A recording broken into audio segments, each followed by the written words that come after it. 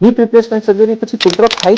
હા, તો ઓછી માત્રાના પેશન્ટમાં આવું થાય છે, પણ ફૂટ ડ્રોપ થઈ શકે. ફૂટ ડ્રોપ એટલે પંજો પડી જવો ને પંજો ઉપર ન થવો, એવું થાય છે. તો ઓછા માત્રાના પેશન્ટમાં થાય, પણ થાય છે. હવે એનું પહેલું કારણ એ છે કે જ્યારે આપણે સાંધો જે તમારો ખરાબ થઈ ગયો છે એ બદલી ને નવો સાંધો નાખીએ ત્યારે પાછળની નસમાં થોડોક ખેંચાવ આવી જાય, એટલે એના લીધે ટેમ્પરરી ફૂટ ડ્રોપ એટલે થોડો સમય માટે ફૂટ ડ્રોપ થઈ શકે છે. હવે બીજું કારણ એ છે કે ઘણી વખત પગ બહુ જ ટૂંકો થઈ ગયો.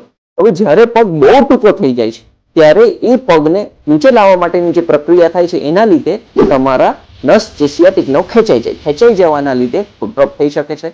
અને જૂની જો સર્જરી થઈ હોય તમારા થાપામાં તો એના લીધે શું થાય છે કે સ્નાયુ તથા નસો એકદમ ટાઈટ થઈ ગઈ, જેનાથી શું થાય કે ઓપરેશન વખતે આપણે જ્યારે સાંધો બદલીએ છીએ ત્યારે બહુ ટાઈટ સિચ્યુએશનમાંથી એને પાછો એની જગ્યાએ ચડાવવો પડે છે, તથા પગ ટૂંકો થઈ ગયો એનાથી પાછો એની પોઝિશનમાં લાવવું થાય, કાં તો પછી એ કોઈ બી સ્નાયુ વચ્ચે જકડાઈ ગઈ, એવા કેસમાં એ ફૂટ ડ્રોપ થાય છે. હવે સારી વાત એ છે કે મોસ્ટલી ફૂટ ડ્રોપ એવા હોય છે કે જે રિકવરેબલ છે ને એના રિઝલ્ટ ખૂબ જ સારા છે ને જલ્દી સારું થઈ જાય છે. એ સિવાય એની ટ્રીટમેન્ટ પણ અવેલેબલ છે.